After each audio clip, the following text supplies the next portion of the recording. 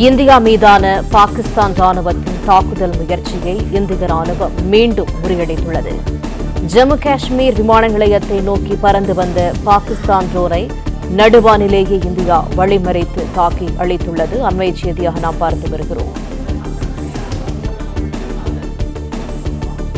கூடுதல் தகவல்களை தருகிறார் எமது செய்தியாளர் ராஜகுமரன். ராஜகுமரன், வணக்கம். விவரங்கள் என்ன?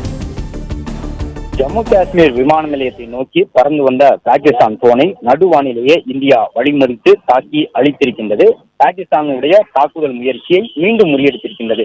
ஏற்கனவே இன்று காலை இந்தியாவை சார்ந்த 15 நகரங்கள் மீது ஏவுகணை வீசி தாக்குதல் நடத்துவதற்கு பாகிஸ்தான் முயற்சி இருந்தது. அப்பொழுது அந்த முயற்சியை நடுவானிலேயே நம்முடைய வான் பாதுகாப்பு அமைப்புகளை பயன்படுத்தி இந்தியா தடுத்து நிறுத்தி அழித்திருந்தது.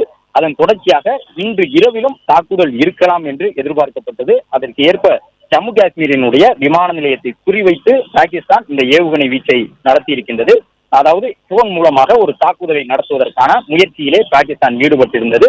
அதே நேரம் அந்த ட்ரோனை நடு வழியிலேயே இடைமறித்து அழித்தொழித்திருக்கின்றது இந்தியா என்ற தகவலை பாகிஸ்தான் ராணுவத்தின் அந்த முயற்சி முழுவதுமாக முறியடிக்கப்பட்டிருக்கின்றது என்ற விவரம் வெளியிடப்பட்டிருக்கின்றது. இந்தியா மீதான பாகிஸ்தான் ராணுவத்தினுடைய தாக்குதல் முயற்சி தொடர்ந்து தோல்வியை சந்தித்து வருகின்றது என்பதற்கான அடையாளமாக மீண்டும் ஒரு முறை ஜம்மு காஷ்மீரை நோக்கி வந்த அந்த ட்ரோனை சுட்டு வீழ்த்தி, அதாவது நடுவானிலேயே வான் பாதுகாப்பு அமைப்புகளை பயன்படுத்தி செயலிழக்க செய்து இந்திய ராணுவம் ஜம்மு காஷ்மீரை நோக்கி வந்த அந்த ட்ரோனை செயலிழக்க வைத்திருக்கின்றனர். மேலும் இன்று இரவில் இதுபோன்று பல்வேறு இடங்களில் கிட்டத்தட்ட 4-5 மாநில எல்லைகளை நோக்கி அதுபோன்ற தாக்குதல் சம்பவங்கள் இருக்கலாம் என்று எதிர்பார்க்கப்படுவதால் இந்திய வான் பாதுகாப்பு அமைப்புகள், இந்திய வான்படையை சார்ந்தவர்கள் முழு வீச்சில் தற்போது தயார் நிலையில் இருக்கின்றார்கள் என்ற விவரத்தையும் ராணுவம் தரப்பில் கூறியுள்ளனர்.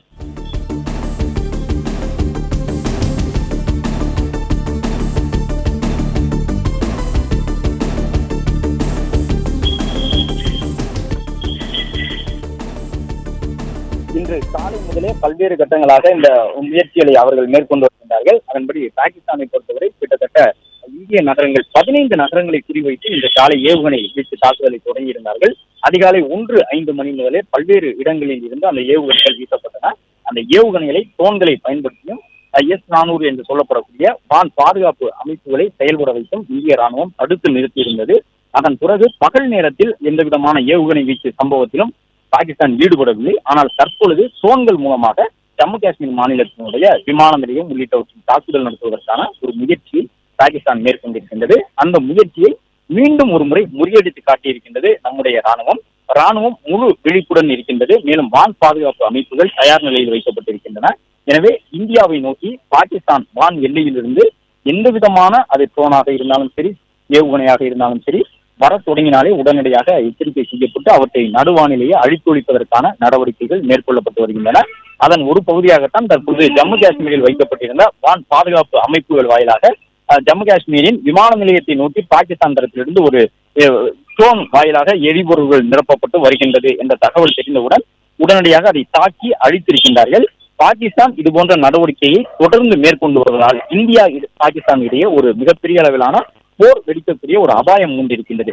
வழக்கமாக எல்லை கட்டுப்பாட்டு கோட்டில் இருக்கக்கூடிய ராணுவ வீரர்கள் 2 தரப்பிலும் துப்பாக்கிகளால் ஒரு தரப்பை நோக்கி மற்றொரு தரப்பினர் என்று சுட்டுக் கொள்வார்கள். ஆனால் இந்த முறை ராணுவ டேங்குகளை பயன்படுத்த தொடங்கி இருக்கின்றார்கள். மேலும் ஏவுகணைகளை வீச தொடங்கி இருக்கின்றார்கள். இதுவரை இந்தியா வீசியிருந்த அனைத்து ஏவுகணைகளுமே பயங்கரவாதிகளை மையப்படுத்தியே வீசப்பட்டிருந்தன. பாகிஸ்தானினுடைய ராணுவ நிலைகளை குறிவைப்பது இந்தியாவின் நோக்கமாக இல்லை. ஆனால் நேற்று நள்ளிரவு தொடங்கி பாகிஸ்தான் செய்திருந்த ஒரு சில செயல்கள் இந்தியாவினுடைய நிலைப்பாட்டில் ஒரு சிறிய மாற்றத்தை கொண்டு வந்திருந்தது. அதன் அடிப்படையில் தான் இந்தியா முக்கியமான நகரங்களை குறிவைத்து கராச்சி, ராவல்பிண்டி உள்ளிட்ட இடங்களை குறிவைத்து அந்த நகரங்களில் இருக்கக்கூடிய ராணுவம் சார்ந்த நிலையங்களை கண்டறிந்து அவற்றில் ட்ரோன் மூலமாக தாக்குதல் நடத்துவதற்கு முயற்சி எடுத்திருந்தது. எனவே இந்தியாவினுடைய நிலைப்பாடு கொஞ்சம் கொஞ்சமாக பாகிஸ்தானினுடைய செயல்பாட்டால் மாறத் தொடங்கி இருக்கின்றது.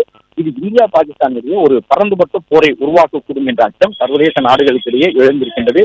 இன்று கூட செய்தியாளர்களை சந்தித்த பொழுது இந்தியாவின் வெளியுறவுத்துறை செயலாளர் மிக தெளிவாக சொல்லியிருந்தார், பாகிஸ்தான் நாட்டில் இருக்கக்கூடிய பொதுமக்களை குறிவைப்பதோ, பாகிஸ்தான் நாட்டில் இருக்கக்கூடிய மத வழிபாட்டு தலங்களை குறிவைப்பதோ இந்தியாவின் நோக்கம் அல்ல. இந்தியாவின் நோக்கம் என்பது பாகிஸ்தானில் இருந்து செயல்படக்கூடிய இந்தியாவிற்கு எதிரான சிந்தனை கொண்ட பயங்கரவாதிகளை அவர்கள் இடம் தேடி சென்று அழித்தொழிப்பது மட்டும்தான் இந்தியாவின் நோக்கம் என்பதை தெளிவுபடுத்தியிருக்கிறார். தற்போது உருவாகி இருக்கக்கூடிய இந்த பதற்றங்களுக்கெல்லாம் காரணம் பாகிஸ்தானினுடைய செயல்பாடு தானே தவிர இந்தியாவின் நடவடிக்கை அல்ல என்பதை வெளியுறவுத்துறை செயலாளர் தெளிவுபடுத்தியிருந்தார். அதன் தொடர்ச்சியாகத்தான் தற்பொழுது இரவு பொழுது தொடங்கியவுடன் மீண்டும் தங்களுடைய வேலையை பாகிஸ்தான் தரப்பில் தொடங்கி இருக்கின்றார்கள்.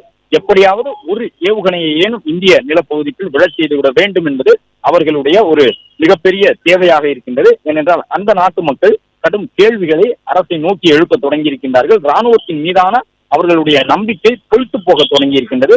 எனவே அதை நிலைப்படுத்துவதற்காக ஒரு முயற்சியை பாகிஸ்தான் ராணுவம் ஏவுகணையின் மூலமாக செய்து காட்டி விடலாம் என்று மேற்கொண்டு வருகின்றது. ஆனால் இந்தியாவினுடைய வான் பாதுகாப்பு அமைப்புகள், இந்தியாவினுடைய வான் கண்காணிப்பு அமைப்புகளாக செயல்பட்டுக் கொண்டிருக்கக்கூடிய போர் விமானங்கள் பாகிஸ்தான் எல்லையிலிருந்து அதனுடைய வான் பரப்பிலிருந்து வரக்கூடிய அனைத்தையும் வழிமறித்து தாக்கி அழிப்பதையே தங்களுடைய நோக்கமாக வைத்து தொடர்ந்து ரோந்து பணியில ஈடுபட்டிருக்கின்றார்கள்.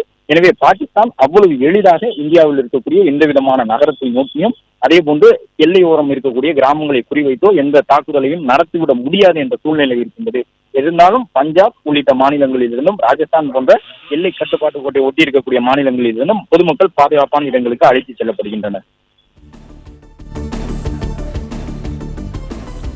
பிளே ஸ்டோர் மற்றும் ஆப் ஸ்டோரில் இருந்து பாலிமர் செயலியை QR கோடு மூலம் பதிவிறக்கம் செய்யுங்கள். செய்திகளை உடனுக்குடன் பெறுங்கள்.